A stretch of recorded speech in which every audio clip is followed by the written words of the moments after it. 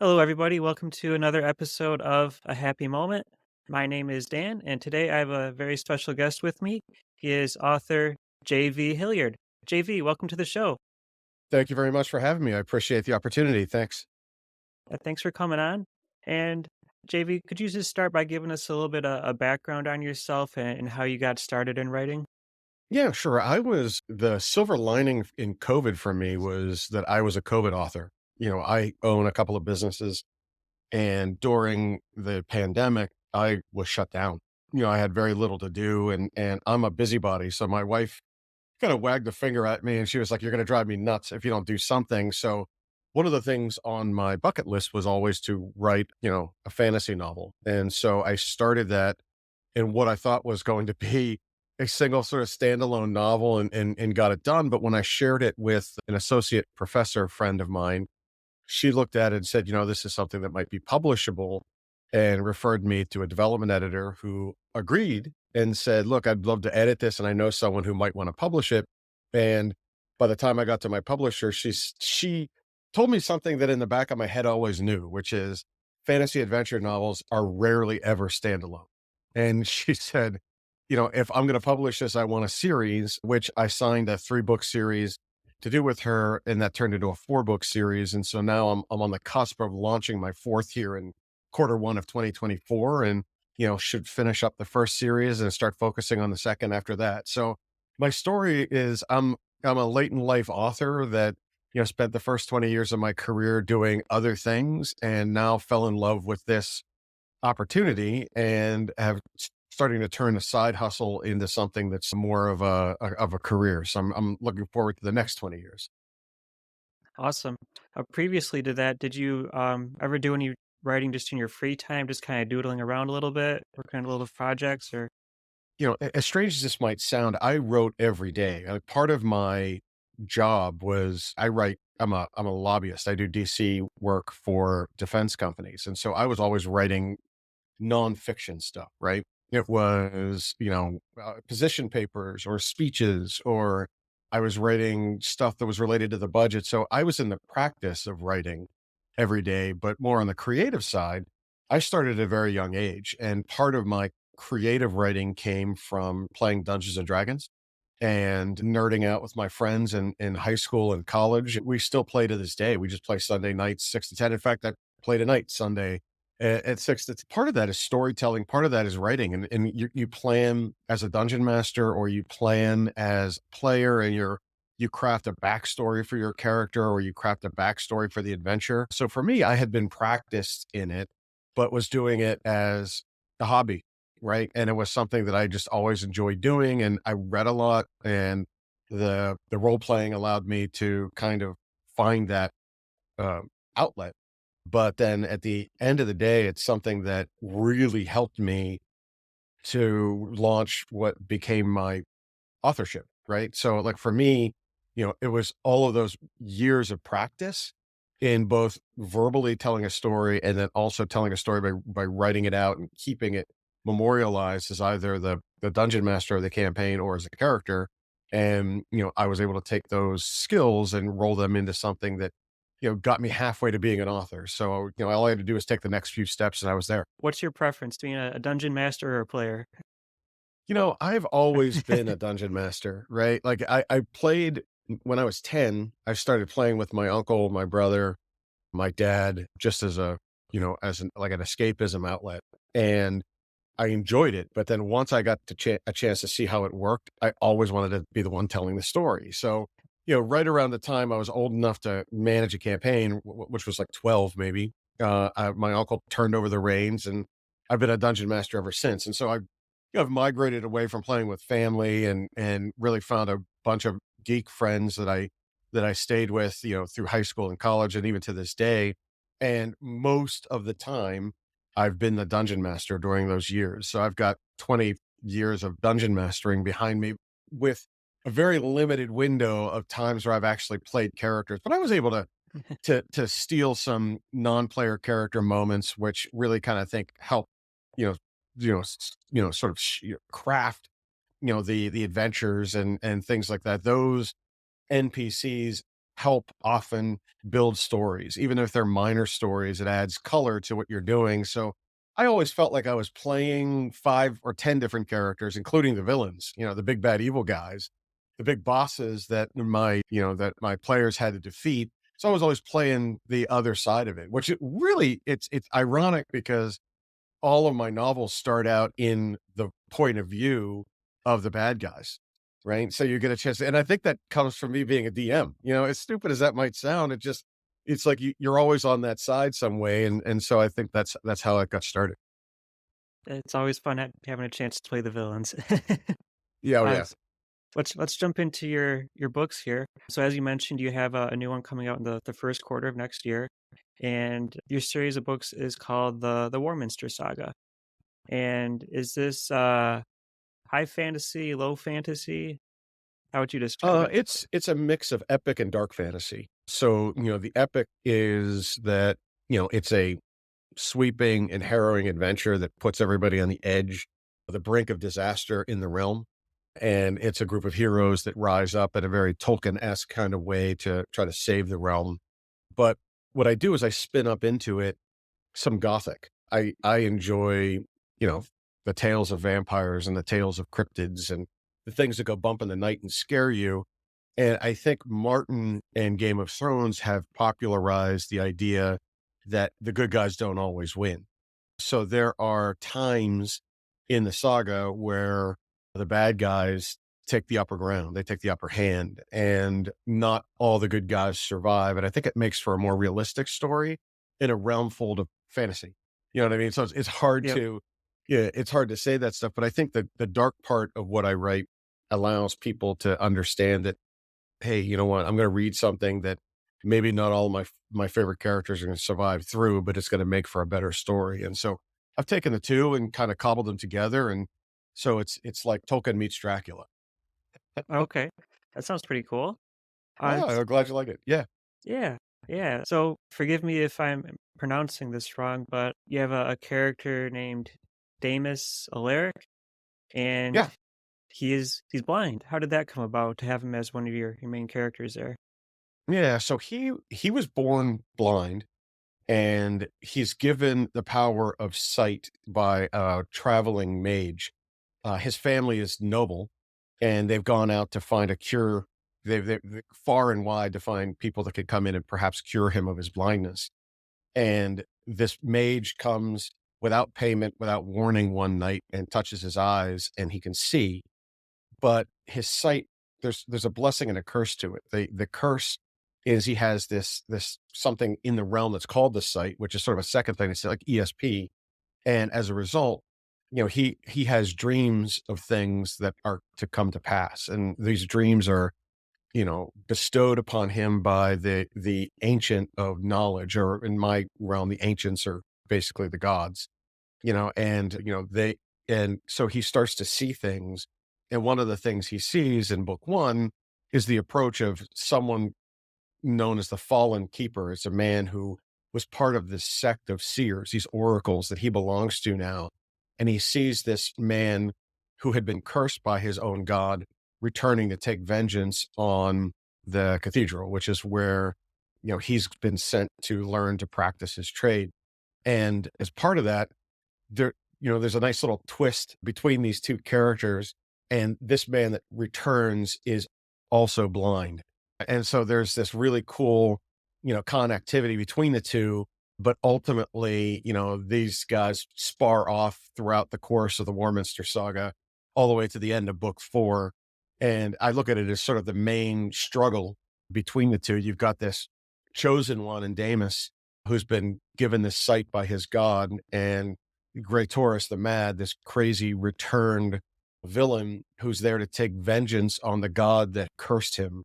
And, Damus has to figure out why he was cursed, how he could reverse the curse, or perhaps end this between the two before Taurus is able to destroy the cathedral and with it cause chaos throughout the realm. Oh, we don't want chaos. No, chaos equals bad. Let's talk a little bit more about the world itself. You mentioned, that there was a mage. What's the magic system like in your world? So the magic system comes in several forms. There is the magic that's divine, that is bestowed by the gods themselves, the ancients.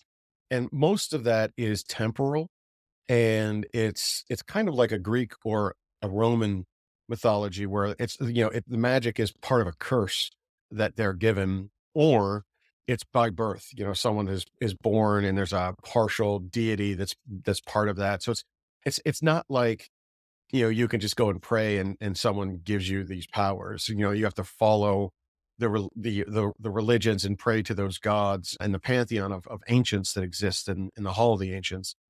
And so some of that comes from divinity. The other part of it is learned in the same way you might play in Dungeons and Dragons, or, the wizards that go and cloister themselves away at their tower and learn how to use magics and things like that. And there's a bit of a Wiccan play in here too, where there's some of the magics are really like homeopathic cures, or things that I've done some research on that exist in, our lore that I've adapted over into the lore of Warminster for the sake of coloring the realm in a way that where it might make sense. So even though it's magic isn't prevalent, magic is available, and it comes from very powerful magics all the way down to you know, common remedies you would find for a cold, or for hunger and things like that too, or for healing, and such. So I try to make it a little different than what people have played in games and what they might have seen, in other stuff. I needed to make it kind of adopt it to my own. But of course, the conjurer's tongue is the learned tongue of wizards who can then craft magic from thin air. Being that magic isn't very prevalent, what is I guess the view towards it from like the general population? Is it something that they fear in general or distrust, or is it pretty well accepted? It's both, right? It depends on where you are. So, different parts of the realm view magic differently. There's a city called Abacus, which is a city of scholars who have adopted the way of science. And and this might be a bit of a sidebar, but I think it's important because we're talking about it now. One of my hiccups, one of my pet peeves when I read traditional high fantasy is that societies never evolve. They never get, they never move forward, even with magic, right? So when you look at Jon Snow, he was the 999th Watcher on the Wall or whatever his title was, and he was still fighting with a sword and shield, right? And on horses. Or you look at Tolkien, and it goes back thousands of years, and the swords that they used and the Ring of Power is still stuck. It's like they're stuck in this medieval time. Nothing has ever advanced. And in Abacus, it's a city of free thinking where they embrace free thought. And so, if for me, I've been able to embed a little bit of science fiction in there, where there's some human advancement that allows you to use technology. It's called something different, and most people still think it's magic in some stretch, but it's my way of it, like what I would describe as embedding a Q from James Bond into here. So every now and then there's this technological advancement that gives the good guys an advantage over the bad guys, or the bad guys an advantage over the good guys. And I think that's cool. But, ultimately, there are places in the realm like Abacus, or places in the realm like Castleshire that embrace magic, and it's part of the culture, and people expect it and respect it. In other places, it's either revered or it's shunned, depending on where you are. And I think the more, I think depending on the various places, people just don't understand it. There are levels of education in the same way you may not understand, medical healthcare or scientific healthcare in different places of the world. I think the same thing's true in Warminster. It just depends on where you're from and what your culture dictates. And that does play a role in a number of the books. Okay. I know that your series also has elves in it. What other races might people expect to see? Yeah, so I had to differ them. I wanted it to be my own, right? I wanted to have my own realm. So my monsters I've dubbed generically as cryptids. And, cryptids are, humanoid in nature in many respects, and I've adopted some of the I would sort of I would translated over some myths from the Nordic myths, Native American myths, some Asian myths, even some African myths, to make some really cool monsters. So by way of example, I've got the antlered man, which is taken right out of the Master of the Hunt, which is a Nordic tradition, or the skin stealer, which comes right from skinwalkers in Native America and things like that too. But it's a spin on them. It's something that people haven't seen. So I try to make them unique. I did borrow elves, but all of my elves, none of my elves are high elves or moon elves or things you would see in other places. The Vermilion elves are the highest caste of elves with red hair and red eyes, hence the name Vermilion. And then the Dale elves come from the Dale lands, and the Cascadian elves, which are much taller, come from this mountainous region. And the Raven elves all have black hair and black eyes and have an embedded obsessive compulsive disorder in each of them that is, makes them a little bit unique. But you won't find dwarves, you're not gonna find hobbits, you're gonna find huldrefolk, which is a term that the Scandinavian people used for folks that are more like pixies and sprites and what I would describe as halflings or maybe closer to hobbits, except my hobbits are like wrestlers on steroids. These guys are muscle bound and berserker raged fighters, and even for their size, their Lilliputian size, it's something I think it makes them a bit fun. I also have a race called Twergs, which might be they're kind of, if I had to make a race that's close to them, it might be dwarven in the sense that they are smaller, stouter, and they are known for their mining and crafting of jewelry. But they have tails and they use magic and they don't shy away from things. I tried to get them as far away from a Tolkien dwarf as I could while also paying homage to that because I think people are comfortable with it. So my Twergs might be the closest thing to dwarves. But again, I used what I would, Twergs are something that really kind of comes from a Slavic, culture and some of the myths of the Slavic people where they came from the ground. And so I had my Twergs come from the ground and their tails allow them to balance and swing and do some stuff that you're not going to see from other places. So I tried to, mix in a bit of the familiar with a bit of something that's brand new in my own world building.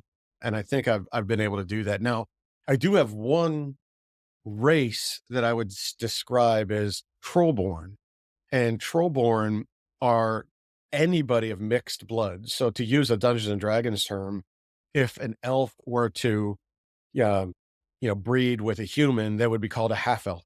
Well, in my world, that's a Trollborn, and Trollborn can be half ogre. There are no orcs. I try to stay away from things that, again, others have used, but other kind of monstrous cryptid creatures. And some of these folks are just, the, unfortunate begetting of rape and pillaging and all the bad things that come with these creatures. In other cases, they're just people of mixed birth. They're kind of like my muggle, to use a Harry Potter term. And, I think that it's a way for me to kind of talk about how races can marry and mix, and sometimes when they do, that hybrid becomes superior to the purebloods in many respects. And one of the main characters, Sir Ritter of Vulcaneer, is a Trollborn, where his mother was Raven Elf and his father was human. And he's looked down on by both cultures, and he ends up being one of the heroes of the story. Right. And I think that's a pretty cool underlying theme for it, the struggle for respect, even though both of his cultures kind of look down their nose at him. So I think that's, something I've tried to embed in all of my novels. What do you think for you has been the most challenging part of writing it? Has it been like the world building, creating characters, designing the story? It's actually been the editing. But, I think the editing part is the worst part. It's the most necessary part. I've always been a storyteller. I mentioned Dungeons and Dragons earlier. I've always been kind of a writer. And so the story arcs and the ideas and the plot lines have all sort of come to me naturally. And I'm a big planner. So like for me, I plan everything before I start to write it. And then I usually write the end, then go back to the beginning and then fill in the middle. It's a kind of a weird, like I literally write character lines and then merge them all together. So they're knitted together nicely and they fit. And that way I don't miss anything. It's part of my own OCD. But I think the editing part is giving your baby away to someone else, whether it's a beta reader or your copy line editor or your development editor, your final editor, your publisher. Like you have to team sport, right? And by the time they get done with it, you're seeing plot holes that you might have missed. You're seeing angles that might not match up with what the story is being told. Like people are surprised by certain things. They don't like certain things going through the beta reading process. So you're able to catch them early and change them. And I think it all makes for a stronger story, right? Iron sharpens iron. And even though I think that when I get to that first manuscript and I'm ready to hand it to somebody, I think it's 80% of the way there. I really find out it's 50% of the way there. It might have taken me 3 months to write a book, and it takes me 3 months to get through the editing process and refine it and perfect it. And, I've come to respect the need for it, but it's the hardest part because you end up cutting out scenes or cutting out characters. In the business, they call it killing your darlings. And as much as you love a certain scene or you love a certain character, sometimes they're not that important, and so it's like take them out because it's just clouding the overall point of view of a story, or it's taking away from your main characters. And so even though you hate to see them go, you go through that and you listen to other people. And I liken it to like going to a preview of a movie where they show three different endings in three different theaters. And then the one that's the most popular, they choose as the ending of the movie. That's what the editing process is like for me. It literally is the biggest pain in the butt that makes everything better. And you're glad you went to the doctor. At the end, you're like, oh, well, I got the medicine I needed to get right. And now it's right. So you've got book 4 coming out next year. Do you know how many books you're planning on making the series? Yeah, this will be the final one of the first series. I have Okay. plans for a second Warminster series beyond this, or as a follow-up that's in production now. I also have a couple of standalone novels that I'm writing about the more popular characters in the series. So the first of those standalones is sort of the origin story of the Black Rose, which is the title of the standalone novel, and he's one of the bad guys. He's sort of like the evil assassin guy, and you learn a little bit more about him in book 3 and 4, but he's been one of my more popular characters to the point where I've even had people come up to me at conventions and stuff telling me, "Please don't kill him. He's your Boba Fett." And you kind of have to listen to that stuff, but ultimately too, it's sometimes, hey, characters dying make for a better story. I'm not going to spoil alert anything, whether he lives or dies here, but ultimately he's been popular. So I wrote my first standalone after him because I think that, people will enjoy that. And then a couple more that will follow with him. My Huldra Blue Connie, which is my halfling on steroids. He's going to get his own standalone because he's kind of comic relief, but everybody loves him. Like everybody talks about him because he just shows up right in time to be the big hero in some cases, or he says the wrong thing, which everybody laughs out loud when they're reading and stuff like that. So a little bit behind the scenes on Blue Connie's coming in the second one. So getting those Okay. out between the two series, I think will help people stay engaged while also giving me enough time to write some more epic fantasy work. These will be a little bit more high fantasy and story oriented with a beginning and an end as opposed to a series. Do you have any favorite authors or books that were served as inspiration for you? Oh yeah. I mean, I think all authors do. I mentioned Tolkien already. He's sort of the granddaddy of them all. I mean, the Lord of the Rings stuff and the Hobbit, I read when I was 10, 12 years old and really got me addicted to the genre. But more recently, if you look at those authors that have carved themselves out of the Dungeons and Dragons and Forgotten Realms stuff, so you've got Dragonlance with Margaret Rice and Tracy Hickman. You've got R.A. Salvatore with Drizzt and the Dark Elf trilogy and the Dark Elf series, the 30 or so books that are in that now. But I also like reading the Gothic stuff. So you'll find, I mean, Dracula and Bram Stoker, I find when I'm writing something and I want to scare somebody, that's a real good book to refer to. That's like that.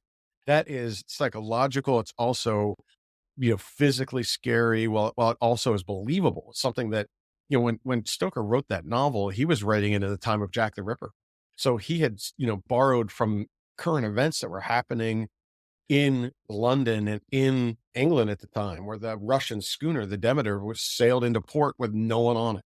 And all of a sudden it was like, hey, this is in my book, right? Like he made that work for him to, because that was scary to people, or Jack the Ripper was scary to people. And, and of course, for me doing the same stuff, I want people to be scared when they read it. And that's why I think the dark fantasy stuff plays into it, where it's just not, hey, I'm fighting this orc, or hey, let's go fight Sauron. This is stuff they haven't seen. These are monsters they haven't experienced. And I'm going to show them a side of that to scare them as part of this and show why these heroes are as heroic as they are by going up against them. With the series being dark fantasy, would you say what age group would you recommend for this? This is something I would suggest for like advanced young adult and up. I would have read this at 13. And in fact, I did. I read books exactly like this at 12 and 13, where there's deaths and things like that. But it's also PG-13 enough that it's like Star Wars. Like Star Wars, ships blow up and people die, and there's sword fights, and Obi-Wan dies in the first one, and if you're able to see that as a PG or a PG-13 movie, you could read my so parents would be fine giving this over. You're not gonna find there's hints at sexual situations, but there's no sex in the novels or anything that's crazy like that. So I made it clean enough in a way, but also that action adventure part that pulls people through. I think that's important. And there's some really despotic thinking that's in there, but it's often defeated. So, they get that, they get to cheer for the good guys. So there's no like real extreme gore or anything in it, or Not really. I mean, there's okay. death. I mean, there's Yeah. battle scenes and stuff like that and things. And some of the cryptids are meant to scare you. So as you read about the skin stealer and how he eats people from the inside and diffuses himself into their body and steals their skin and becomes them, is kind of my version of a doppelganger. It's my version of a skinwalker. And then they take the form of that person by basically eating and becoming them from the inside. I mean, that's kind of gory, but it's also something that's cool that I would have read as a 13-year-old looking to sneak in some of that adult content as well. I agree. JV, I want to talk about some other interesting things that you mentioned to me. You said that the series is being licensed to a video game company. Can you talk about that some more? Yeah, so the first version of the Warminster Saga will be available late 2024, early as an augmented reality video game by a company called Melderverse. And the idea behind it is that you can, begin to set up your character, your avatar, and play through the series in the same way you would play through any other kind of video game, with the exception that part of that game is also AR related. So that the company that they've teamed with, Niantic, also makes Pokemon Go. So you'll be able to collect items and trade them or redeem them in the real world for things. So if you slay the dragon and you get his treasure, your character levels up, but then you as a person are able to level up by grabbing that sword. And the same way you would grab a Pokemon or play a game like that. And when you put that into your e-wallet, you're able to take it to a Subway or a Starbucks and get a buy one, get one or a discount on it for playing the game, and then the VR version will come out the year after that. So getting close, but I've been enjoying doing the storyboarding for it, where there's things you can do in a video game that you can't do in a book, and vice versa. So not everything stays the same, but it's close enough, and I get a chance to weigh in and help them with some of their quests and challenges and stuff like that. It's a lot of fun. Oh, very cool. How did that all come about? Did someone approach you about it, or did you approach Yeah, the company? the owner of the company read the first novel. And he's like, "Would you consider putting your making your" he was in the process of looking for what I would describe as a project, and he said, "Would you mind, letting us adopt this, and what would it take to get your intellectual property?"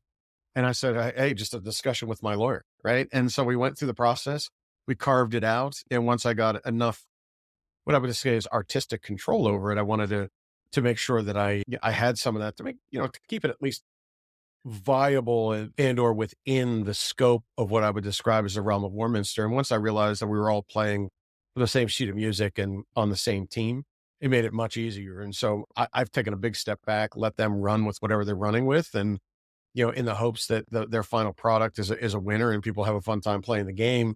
But then it also promotes my book and my creativity in another medium. And same thing goes, I'm also in the process right now working with a couple of publishing houses to put together a graphic novel that will also launch in early 2025. And the adaptation is that. And that's even more difficult. You want to talk about taking an epic fantasy novel, which usually, includes 500 plus pages, and then boiling that down onto X amount of pages with all visual with a handful of pop-up bubbles that people can talk through. And so it is not an easy process to do that, taking something as what I would describe as sweeping as the stuff that I've been building and dropping it into, single frames where you got to take from those frames what might have taken me 4 pages to write. Now it's on a single frame. It's like, oh yeah, that looks good. I get where the story is going. And, it's funny, like you build that and then a colorist comes in and puts color to it. And then you have a narrator come in and do all the bubbles, the word bubbles. And it's just been a lot of fun doing that as well. During the writing process, do you have like a pretty clear vision of what every character looks like? Like, do you sketch along the way what you envision them, or how does Yeah, that work? that I think that's yes, I think that comes from my D&D background, as I mentioned earlier. You know, as a dungeon master, you have to describe what your monsters look like. You have to describe what a town looks like. You have to describe what a battle scene looks like, and you have to describe what characters look like. And so, if I can describe to you what they look like, and look, there's a fine line between info dump and enough of a description that you're creating a vision of that character that you want in your own head as a reader. So you have to walk that fine line. So I'm not going to go into, you're never going to read something where it says, Ritter is 5'6", right? It's never going to be that way. But I say that, he's smaller than a human and larger than an elf or some description like that. Or is, sable eyes and raven colored hair. That's all I have to do. And then you could fill in the rest, you as a reader, and then you at least know because of his troll-born blood and part of his background, he's got raven elf in him. So you see this naturally that pops up. Or when I describe Adeline having alabaster skin and these vermilion eyes with crimson hair, that's dark. Like, people aren't going to forget that, but they can fill in the blanks as to everything else. Now, I've had people do like fan art and stuff like that, which is a lot of fun when someone comes up to you at a convention or a book signing, and they've taken the time to find you, meet you, spend money to come, and that's really flattering. It's super humbling, and most of the time their stuff is dead on or close enough, that and I try to do as much as I can to promote that on social media and put it on my website and things like that too, because like I said before, I'm flattered that somebody would want to spend their time. They love a character so much that they create it. I've even had I'm doing a work right now with a cosplayer who has a group of cosplay people that are cosplaying some of the scenes in the book, and they're going to put them on Instagram and TikTok. And I'm like, again, you're just like, is this really happening? Like, what, how is this? But I mean, it's because, the books are doing so well, and I think people enjoy the story. So, hey, if they're having fun with it, I'm never going to stop that. What's your convention experience been like, and like how did you make the decision to like attend your first one? Were you invited to it? Yeah. So I've always been on the other side of the table. Like, I'm the nerd that goes to the Comic Cons, right? And I've been doing that for much of my life. And so I've always experienced them as a consumer and not as an artist on the other side. But when the opportunity arose for me as a writer to start doing some of these, it started small with, local cons and what I would describe as library tours, or book signings that use bookstores and things like that. And then the opportunity as I grew in my readership to be a presenter at Galaxy Cons. And I've got the Pittsburgh Comic Con coming up next year that I'll be part. So I'm starting to, go from a D-lister to a C-lister.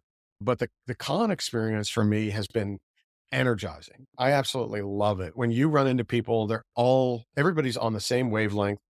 There's, even if they don't like your stuff, they will come up and they're kind about it, and they'll say what I like, what I don't like, but they care enough to come up and tell you and things like that. And whenever I leave a con, I am usually ready to write the next thing, because you see people that throw their lives, their spare time.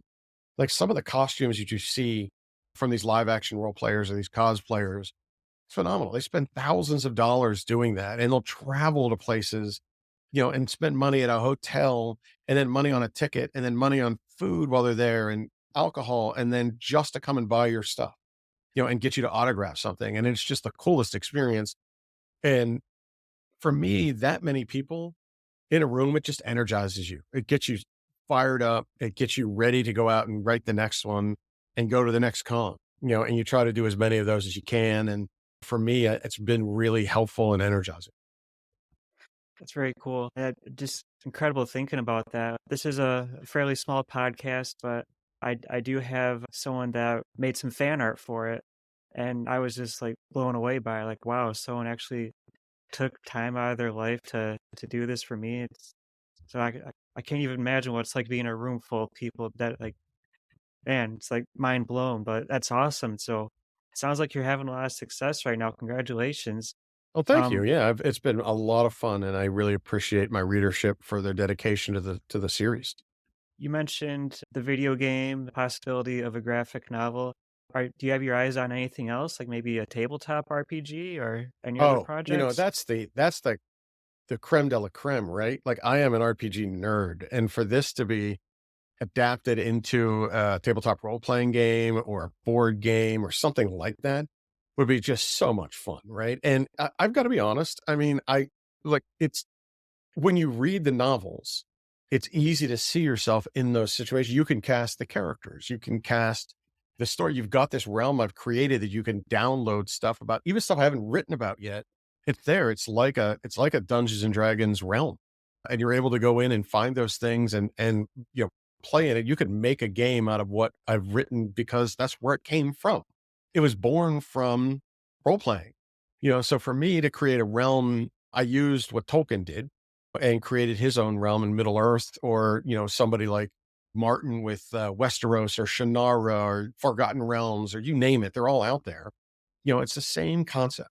So for me, I would love to see. I mean, I would be over the moon if I were to be able to get a role playing game out of this. Do you envision yourself trying to design one, or would you leave You that know, up to someone else? I would love to be part of the process. I don't know enough about that process to understand how it's done, but I think that I would be an integral part of that just so they understood everything that is in the realm. I mean, no one knows it better than me because it lives in my head, right? So like for me, I'd love to be able to go out there and, be part of a team that put it together, part of the creative team, but like I don't know how to market that. I don't know how to make them. I don't know how it works. I've played it, and I know that everybody uses a D20 system, and I guess you can rip it off and do that kind of stuff, but I'm not sure. Like I've played in other video games too, like or not video games, RPGs as well, and they're often akin to what Dungeons and Dragons was and is, with their own little spins on it. And I think that's what the realm of Warminster would likely what I would like for it to become, its own thing, paying homage to the granddaddy and Gary Gygax and all the stuff that he's done while also being standalone, unless Hasbro calls me, Wizards of the Coast calls me and says, "Hey, you're going to be the next realm that we're going to introduce," then that's a different story. But, I wouldn't want to do it on my own just because I don't know that old saying, if you don't know the horse, don't make the bet. I don't know this horse. I know the game. I've played it, but to say that I'm qualified to make one and then sell it, that might be a little overstating my ability. So, I'd rather do that in conjunction. Someone needs to hold my hand, a little TLC. You just got started writing in the COVID period, so you've already accomplished a lot in a short amount of time. What would you have any advice for anyone getting started on their writing journey? Yeah, I mean, the first thing I would say is don't wait. What I've found is if you love something, it's never a chore to do, right? It's not work for me to go and write this stuff. It's work. It's hard. You have to be creative with it. But at the end of the day, you leave and you never mind getting up to do it, or you'll stay up late to get it done. And it's not like a 9 to 5 punch a clock kind of work. And I think that's important. So I would suggest not waiting like I did. I wasted 20 years not doing this stuff because there's some cases it's hard for people to do that. They've got families, they've got kids, they've got other responsibilities, health, whatever it might be. And I'm not saying you have to run out and be a full-time author. That's difficult to do because you don't make a lot of money in the beginning. You don't make enough to sustain yourself. It's a side hustle, really. And it's like any other business. You have to put in before you take out. And it takes a while to get your readership up and people buying your stuff. And so that just takes its own time, like any other kind of business would. The other stuff I would say is I would try to write something every day. And what I mean by that, it doesn't have to be a full-fledged chapter or 3 chapters. It could be a paragraph. It could be an outline for a future project. It could be editing something you've already written to make it better and stuff like that, where you've walked away from something for a month and then come back to it and you're like, oh, I got some other ideas I could put into this to make it stronger. And then also I would suggest don't be afraid of criticism. I think criticism is a way to make your stuff better. And people that aren't living in your head are going to read something and have questions about it. You're not always going to be able to explain everything perfectly. And they're going to say, well, why did this character do this? Or I don't understand how they could have done this. Or there's a mistake here. This is out of order or whatever it might be. And so even if it's stuff like that, it's super helpful. And what I mean is, if I show my book to my mom, she's going to say, oh, this is the best thing I've ever read. Right. I don't need that criticism. I need someone who reads my stuff, that reads other fantasy novels regularly and can say, this is what I like and this is what I don't like, or this is too much like Robin Hobbs, or this is too much like Sarah Moss, or this is too much like Tolkien. and own your own world or whatever it might be. And I've had those conversations where it's like, yeah, this creature reminds me of this D&D character. So change it because it's too much of a ripoff. And you're like, damn it, you're right. And you didn't see it when you were writing it. You might not even remember or know that you did it consciously, but it's that it's being able to take constructive criticism, not criticism for the sake of being a jerk. Like some people just don't like things and they want to give everything 1 stars and it doesn't matter because critics are what they are. But like, you know, you're looking for people that can constructively help you create a better novel. And so I would suggest not being afraid of sharing that with folks that you trust that will be honest in giving you those responses. Do you have like a daily word count goal you aim for? Or is it just whatever you're feeling on that particular day? Yeah, it's whatever I'm feeling. I try to stay away from that. I know that NaNoWriMo, there are folks that are out there going to write 50,000 words in November. And I just feel that's shoehorning things in when it might not be the right time for it. Right. I think that there sometimes, I'll sit down and go through 4 chapters and be like, wow, I'm flying. And then other times I struggle to finish 3 paragraphs. Like this morning I got up, and I tried to write last night and couldn't write. And I was like, "Ah, just too tired, whatever." I put on a movie and was zoning out. And during the movie, I was like, "Oh, I know how I'm going to take this."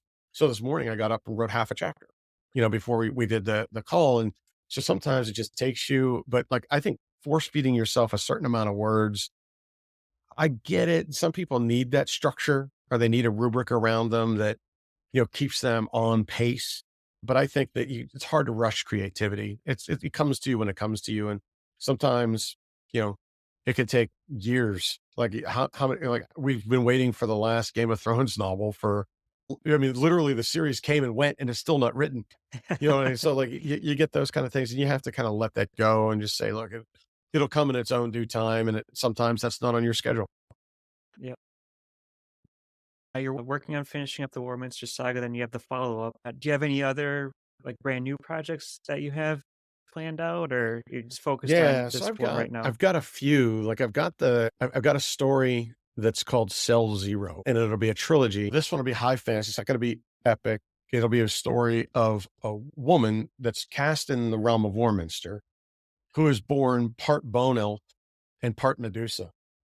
And the idea behind it is she's this tortured soul that escapes her imprisonment and enslavement and is near feral when she's found by a monster hunter that's hunting her, has been paid to kill her by this town that she's been skulking around. And he takes pity on her and realizes that she's had this hard life. And it's their relationship, I think, in the beginning where he trains her alongside of him to go and hunt other monsters, which is what she wants to do. Her ultimate goal in her life is to find her mother and end her mother's curse, meaning, take vengeance on her mother before, her mother can inflict more. And she doesn't know the story of her mother. She's never met her. In fact, the name Cell Zero comes from the fact that her name in Bone Elven, Kieran Bach, is literally translated as to sell zero. They never gave her a name. She was just basically an animal that they were going to sell. And she lived in cell zero. And so that's how the name came about. And as she matures, it's her physical transformation along with her mental and emotional transformations that make it difficult because you've got this physical transformation where every day she's becoming more and more of a Medusa and less of an elf. And then on the other side of it, she's becoming more and more humanized and she has emotions for things as opposed to being feral. And you've got these two things pulling her apart. And it's how she deals with them as a character that I think will make it a pretty cool story. Sounds pretty interesting. Yeah, Well, JV, people can find out more about the Warminster Saga at www.jvhilliard.com. that's correct. They can find me there or at JV Hilliard Books on YouTube, Instagram, TikTok, and Twitter/X, or just JV Hilliard on Facebook and Discord. Okay. And do you welcome people, like, sending you messages, asking questions about the books? Feel free to do that. You could do that on my website, or you can just email me at joe@jvhilliard.com or slide into my direct messages and any of those social outlets, social channels, and I'd be more than happy. I always try to return questions and messages within 24 hours. Awesome. Very cool. JV, thank you so much for coming on the show. It's been great talking to you. You've got a lot of exciting things going on, and I wish you the best of luck. Well, thank you, man. It's been my pleasure. I appreciate you doing this on a Sunday morning. And again, thank you to you and your audience for listening to me for the last hour. I appreciate it. Thank you. And thanks to all of you who joined us today. You can find me on Twitter or X if you prefer at a happy moment pod. Also available on YouTube. And I'll see you guys next time. Take care.